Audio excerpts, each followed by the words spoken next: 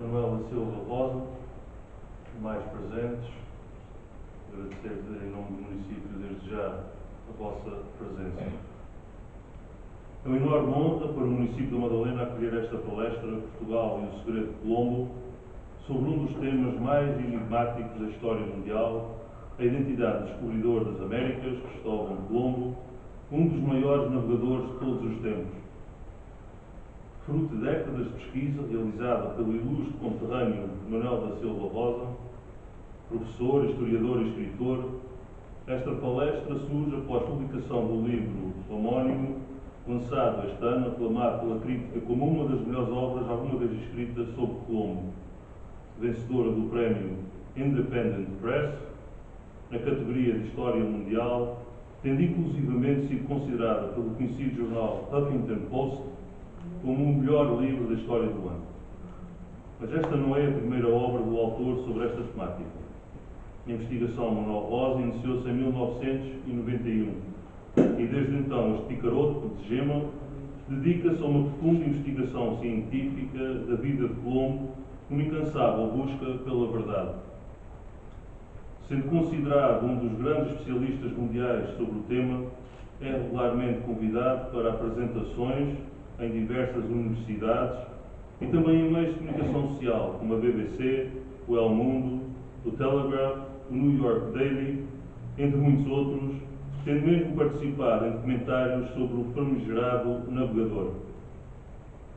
Colocando ênfase num dos maiores segredos da expansão marítima portuguesa, esta palestra confronta-nos com verdades dogmáticas, apresentadas pela historiografia clássica, e ilumina algumas das áreas obscuras e omitidas, levantando o véu das incertezas sobre a verdadeira identidade de Cristóvão Colombo. E por esta razão digo-vos, com toda a certeza, que este é um emblemático evento cultural das festas da Madalena que o município prontamente decidiu apoiar, permitindo-nos refletir sobre um dos grandes mistérios que desde sempre intrigou a humanidade. Sem mais delongas, resta-me desejar a Manuel da Rosa as maiores felicidades nesta busca incessante pelo saber, usando em prol da nossa sociedade, da consolidação do conhecimento e da verdade histórica, pois apenas conhecendo o passado podemos projetar o futuro. Caro Manuel da Silva Rosa, Cristóvão é português? Um bem-aja e uma excelente palestra para todos vós. Obrigado.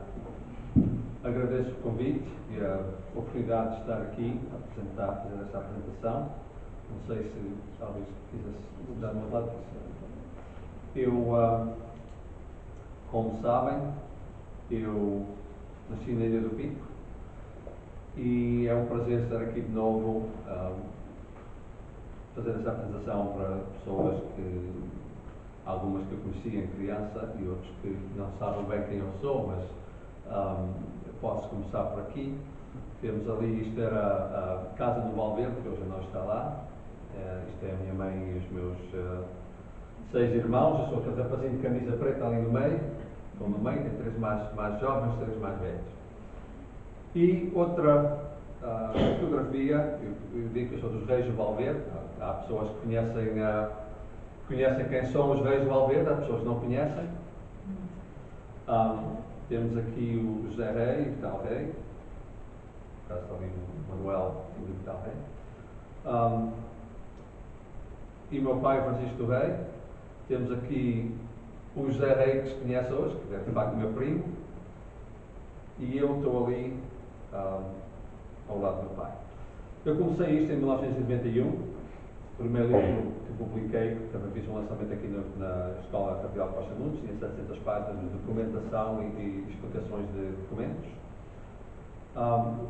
Em 2006 o livro foi nomeado o melhor livro de história mundial pelo Huffington Post e o novo livro teve o número 1 aí 4 ou 5 semanas na FNAC e na Barcelona. Bem, eu comecei a investigar isso em 1991 porque eu estava trabalhando num livro, a tradução de um livro de português para inglês, em que eu soube que o Colombo tinha casado com uma filha do capitão Porto Santo.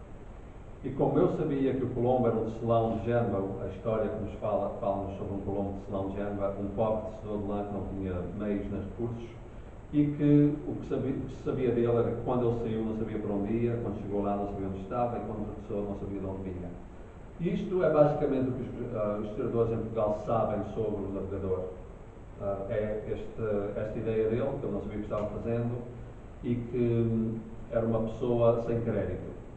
De facto, quando se procura Cristóvão Colombo em Portugal, não existe.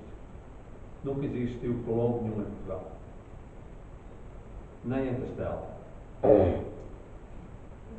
O que existiu foi um Dom Cristóvão Colombo. Temos aqui dois retratos, pintado por um pintor que morreu em 1504, na Corte de Castela, e o outro começou a pintar na Corte de Castela em 1505. E estes retratos, o filho disse que o pai tinha cabelos louros, olhos azuis, pele muito clara que se queimava ao lume, ao sol, e basicamente estes dois retratos mostram exatamente como o filho descreveu o pai.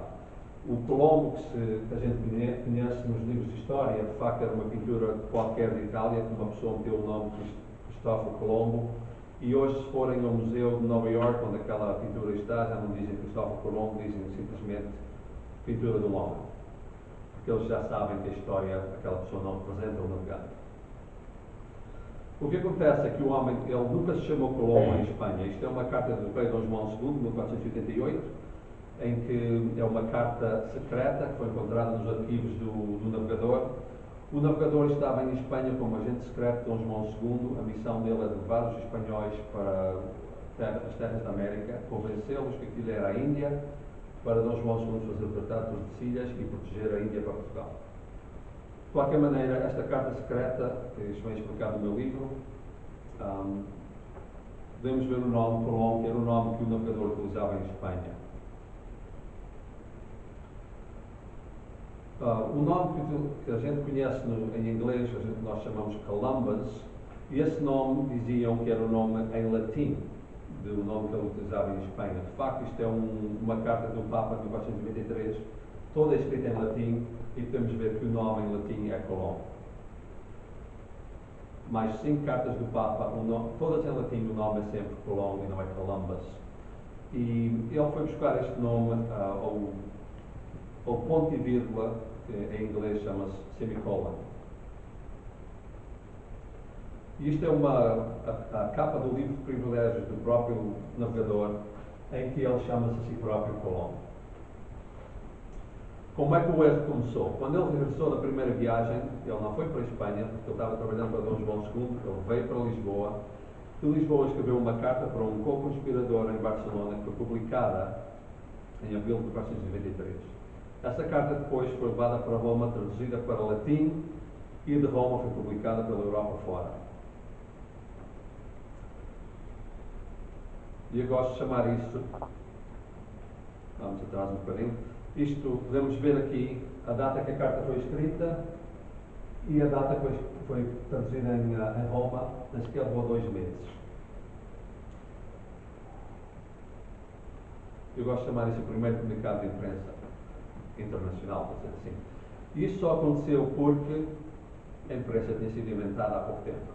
Se Colombo tivesse regressado à primeira viagem pouco tempo antes, a fama dele nunca se espalhava tão rapidamente como se espalhou, porque tinha que se escrever tudo à mão e levar meses e meses para escrever as notícias e enviar para todos os lados do mundo. O que aconteceu é que Dom João II utilizou a imprensa como propaganda para fazer essas novas serem espalhadas pelo mundo inteiro. Mas o que acontece é que a carta que foi publicada em Roma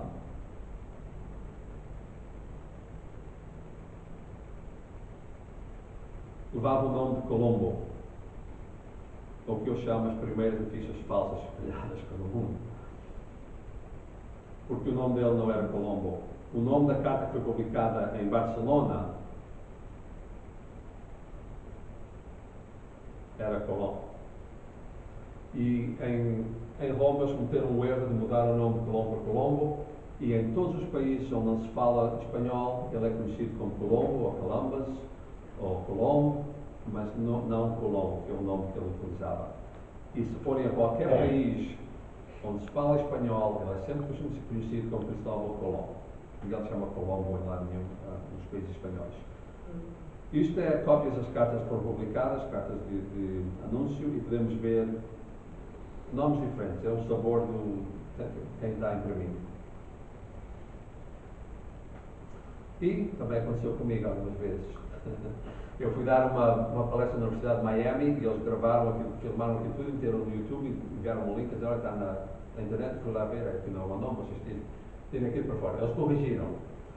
Mas esta aqui, se vocês forem ao YouTube, ainda está lá. Eu estava numa entrevista ao vivo e eles estavam sempre a chamar Manuel Rosa Colombo e eu não sabia que ele estava ali debaixo também da minha imagem. Não corrigi, porque eu queria era falar de Colombo. Então, ainda está lá hoje. Isto prova que quando as informações erradas entram no público, é muito difícil de corrigir. Isto aqui chama-se a Recolta Colombiana. Isto é o que eu chamo a Bíblia da História de Colombo. Isto é os livros em que os historiadores se baseiam para dizer que ele era um tecelão de Itália, de Genova. E nestes livros existem vários documentos sobre o Cristóforo Colombo, vocês podem ver lá em cima, o landeiro de Génova, vocês que vem ali. Temos aqui outro, Domênico e Cristóforo, pai e filho. E temos aqui outro. Tudo isto são documentos de notários em que a família dos Colombos da Itália iam lá confirmar que eles deviam dinheiro a este ou aquela outra pessoa. Este aqui de baixo são 15 liras, basicamente 100 euros hoje. A família era tão pobre que não podia pagar 100 euros, em vez disso, iam ao notário e diziam, não podemos pagar, marca aí.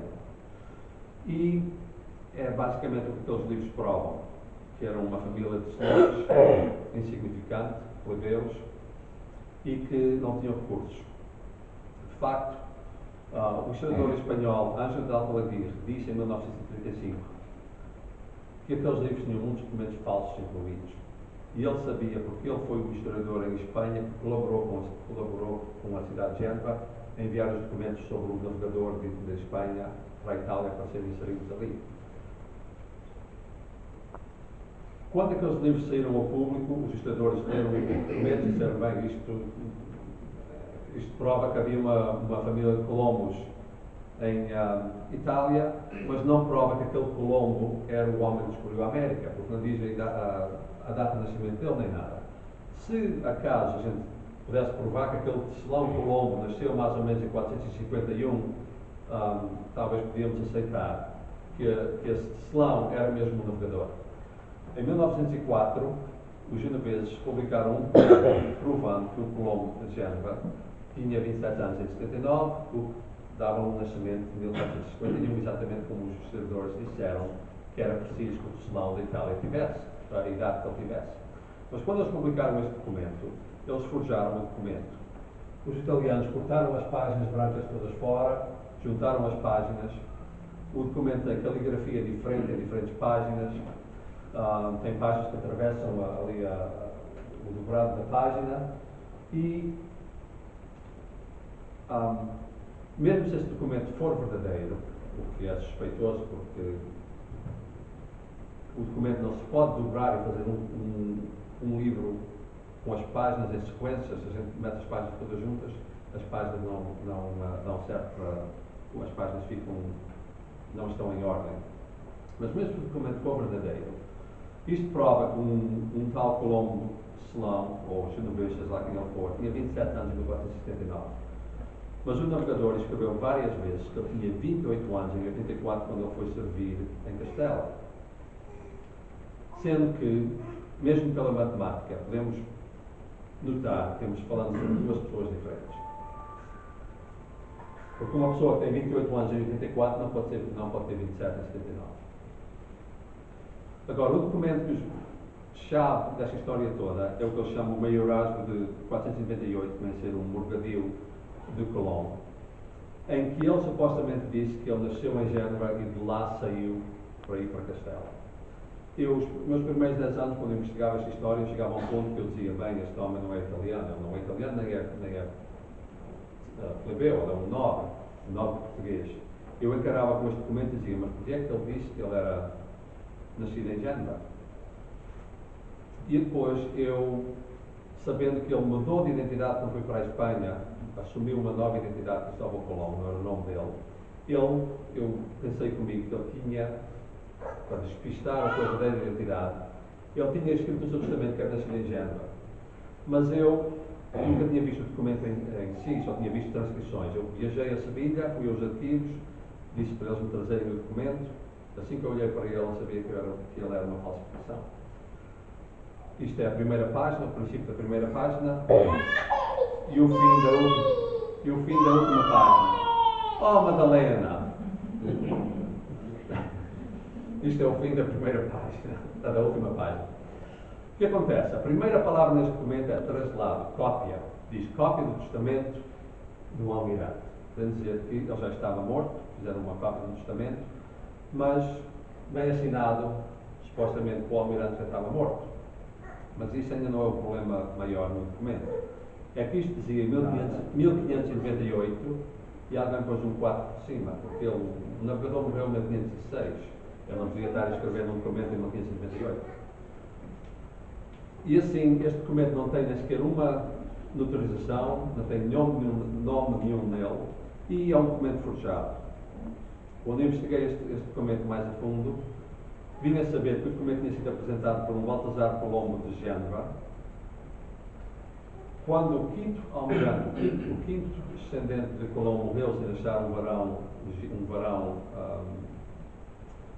varão para herdar a herança dele, todos os descendentes que ele tinha em Espanha entraram numa luta pela herança. E era uma herança enorme no seu tempo. Colombo, pelo contrato que ele tinha da viagem, ele era suposto receber 10% de tudo o que tinha do Novo Mundo.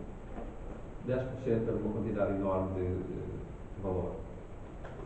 E então, eles abriram um caso no tribunal para saber quem era o herdeiro, quem é que ia ser o herdeiro para herdar tudo o que ele tinha, o posto de almirante, vice-rei e duque de Aragua.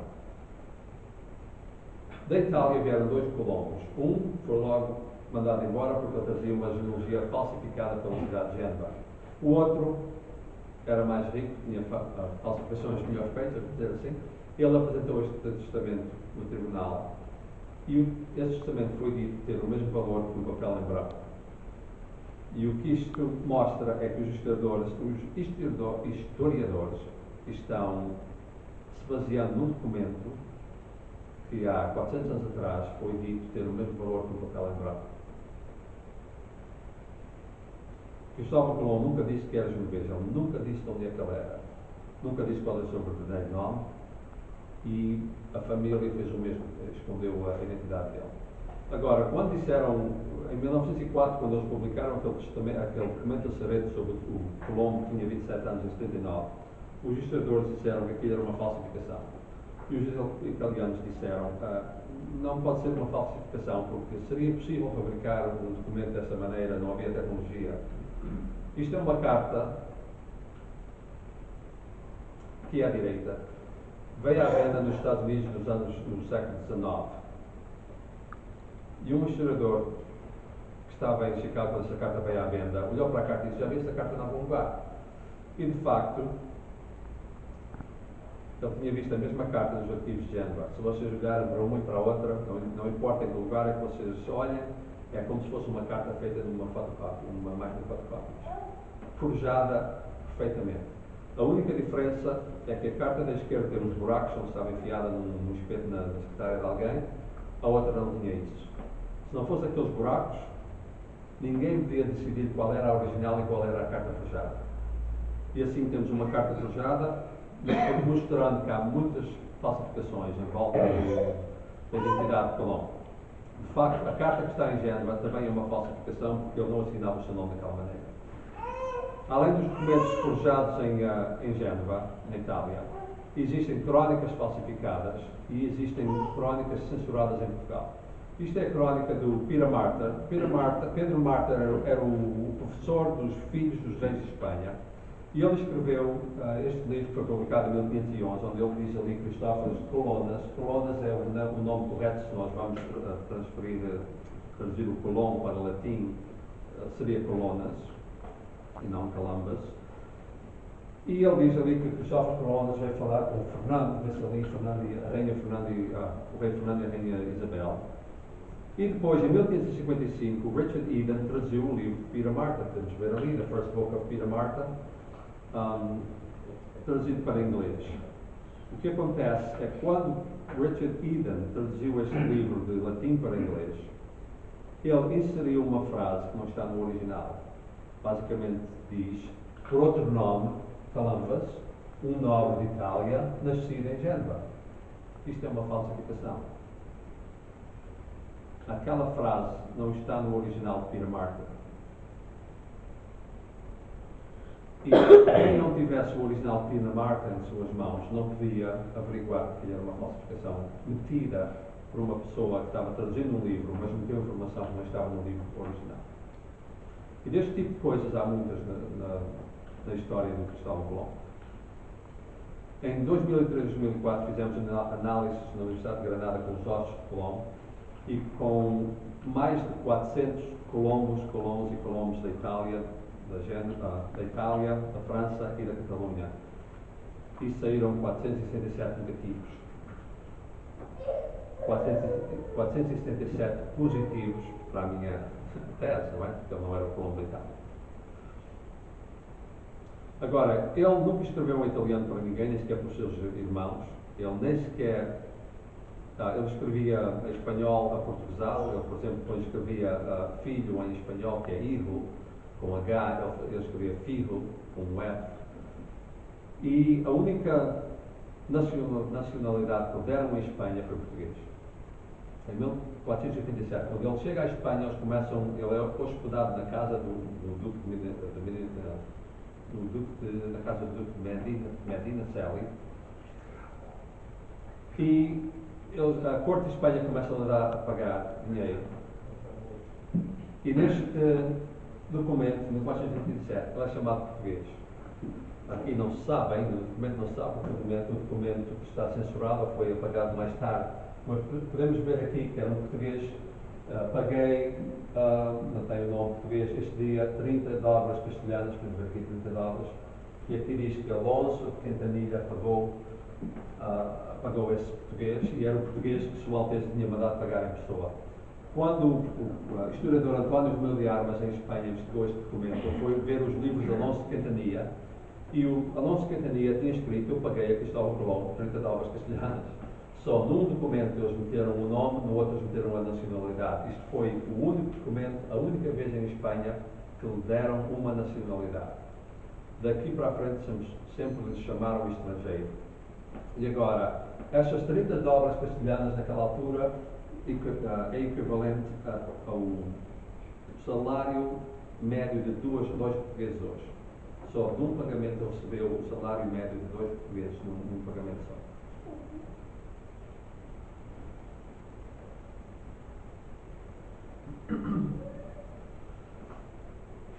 Uma das maiores razões que a história foi deixada ir numa direção errada é porque os historiadores aceitaram que ele era aquele tecelão que não sabia nada de nada e que se tinha feito grande em dizer que era nobre. Ao mesmo tempo, o filho, quando escreveu que o pai era casado com a Dona Filipa Muniz, de nobre sangue fidalga, comendadora no Mosteiro de Todos os Santos, onde o almirante normalmente atendia a missa, eles dizem que o pai mentia que era nobre e o filho ainda mentia mais que eles eram nobres. Em vez de levarem isto a sério e tentarem explicar porque o filho escrevia uma coisa dessas, descartaram. Quando eu comecei a falar com os historiadores em Portugal e a dizer, olha, vocês sabem que Todos os Santos é de facto Todos os Santos o Velho, que é hoje a Embaixada da França em Portugal, pertencia à Ordem de Santiago, era a comenda feminina das comendadoras da Ordem de Santiago, e que a Filipa Muniz vivia lá. Eu digo, ela vivia lá, mas ela era uma serviçal, era uma pobre nobre,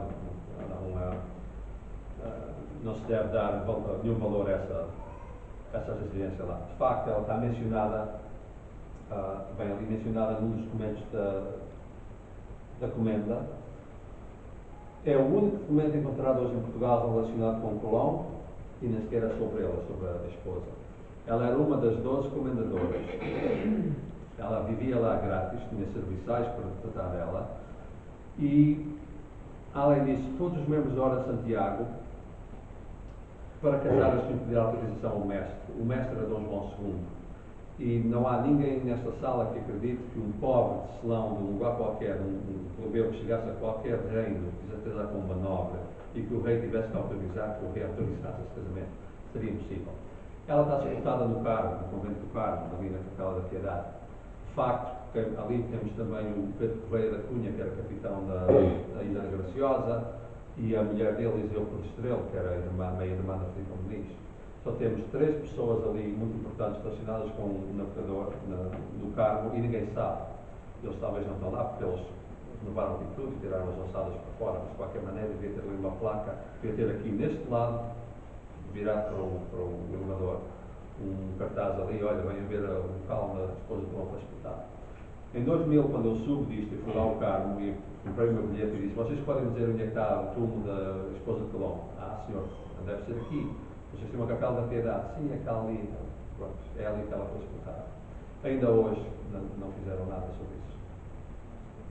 De qualquer maneira, a forma de provar que a história estava errada é o casamento do navegador com a Filipe Muniz.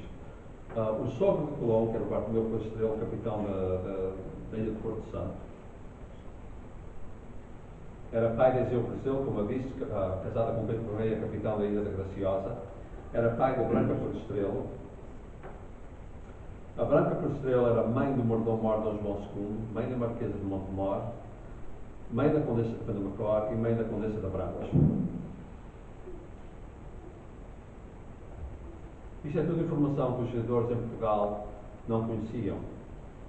E é informação que já vem publicada, muita desta no meu primeiro livro, e ainda 13 anos mais tarde as coisas continuam quase iguais.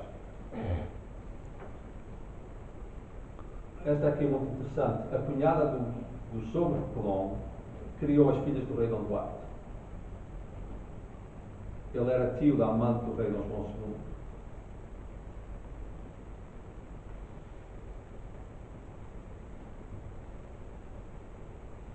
O Pedro Correia, além de ser capitão da Ilha de Porto Santo, era um dos 25 guardas 25 membros da Guarda Real de Dom João II, junto com Afonso de Albuquerque e Eduardo Pacheco Pereira.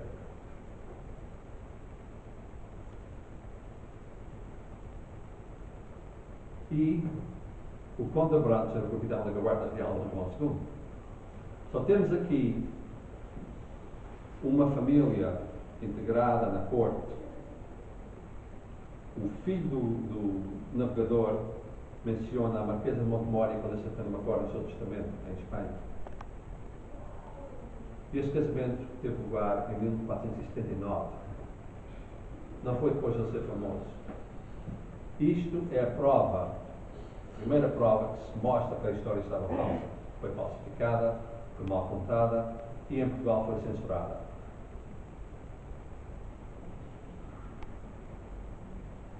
Não foi só em Portugal. Como podemos ver aqui neste extrato, chamá-lo genovês e tentar diminuir a sua importância em Espanha foi uma estratégia planeada.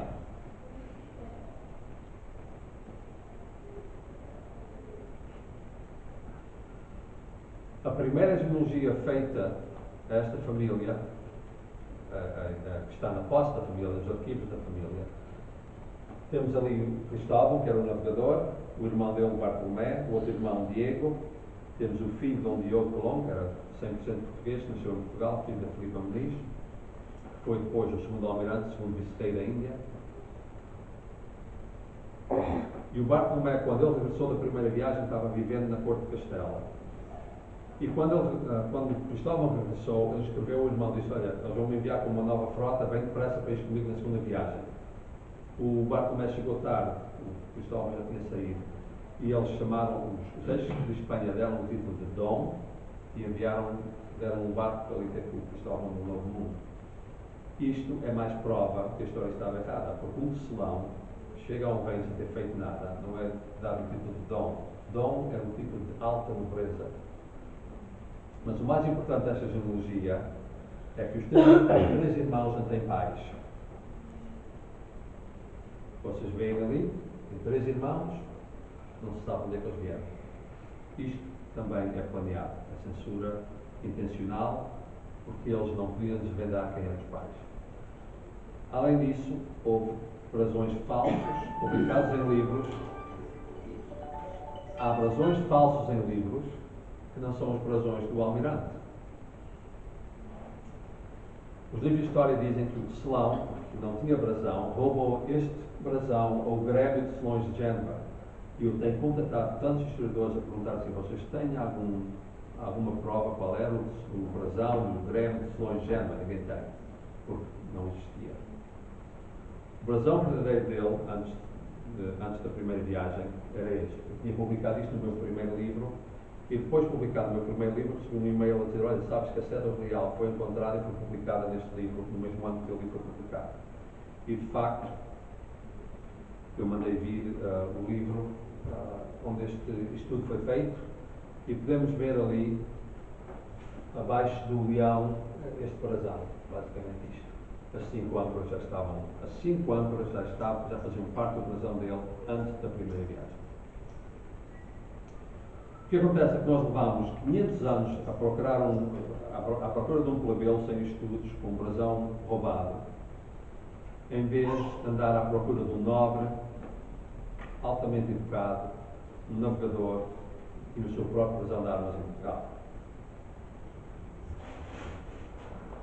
Ele era tão instruído que ele escreveu um livro de profecias em que ele utiliza 90 fontes, 90 autores diferentes, no seu livro de profecias.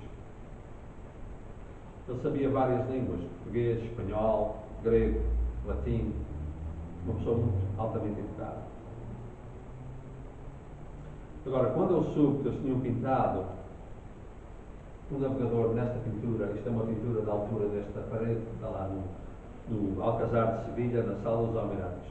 Quando eu soube que eles tinham pintado, que o Alejo Fernandes tinha pintado esta pintura, eu disse cá comigo: tem ali segredos naquela pintura e tenho que ir a Sevilha e ver.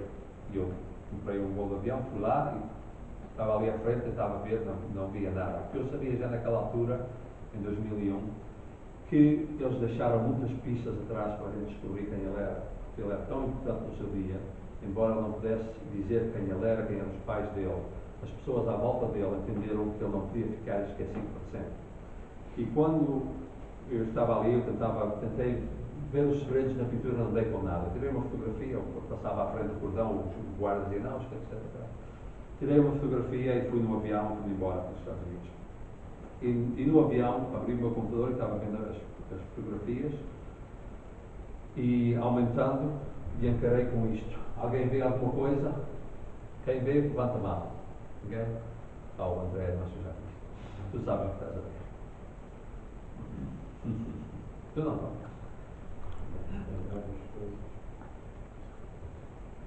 Isto são 3 romanos em triângulo cortadas, abertas.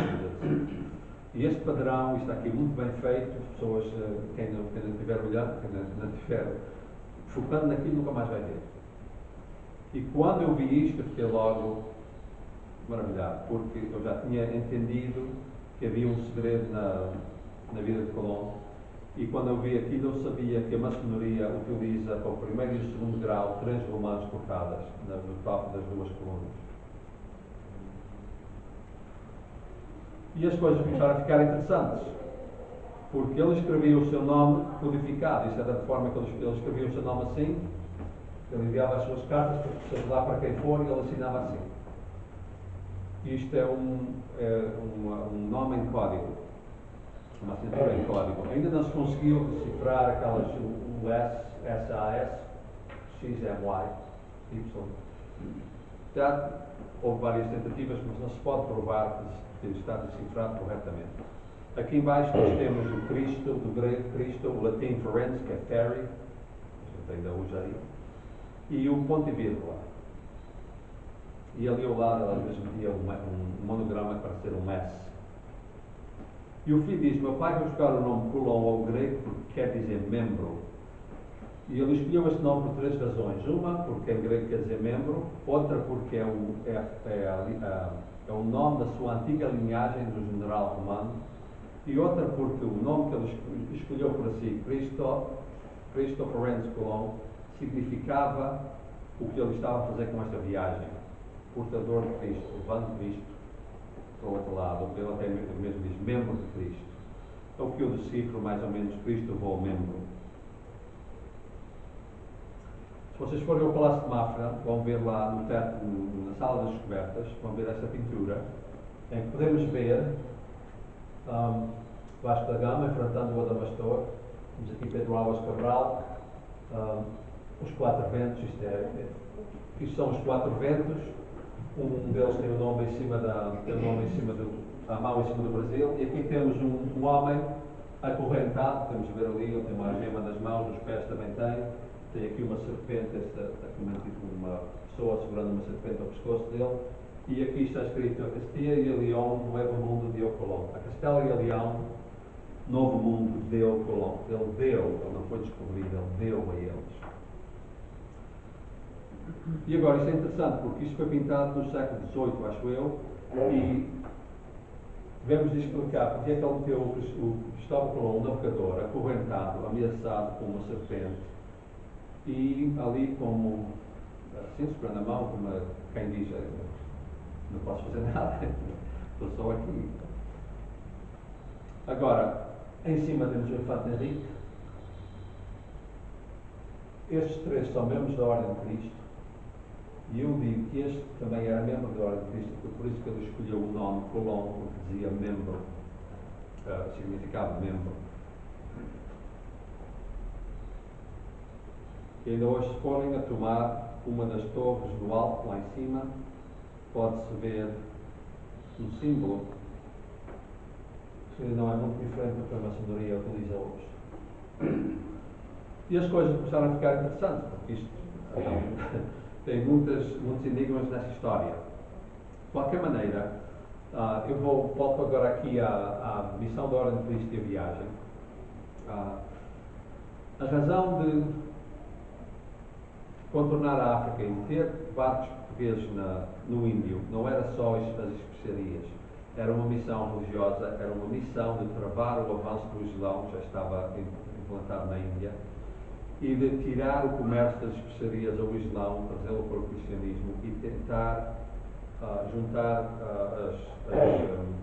as forças dos cristãos da Índia. São Tomé tinha ido evangelizar, e os cristãos da Etiópia, e juntar as forças dessas três forças cristãs e derrotar o Islão em Jerusalém e libertar Jerusalém.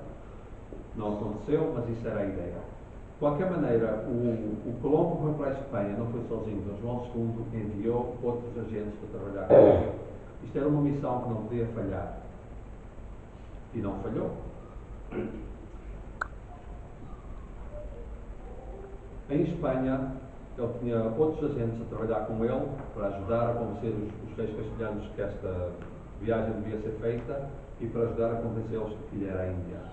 De facto, o Gianeto Berardi, chamamos de Gianeto Berardi em português, era o agente de Cristóvão Colombo em Espanha, ao mesmo tempo que ele era o feitor de João II em Espanha. Ele estava encarregado de coletar o décimo de todas as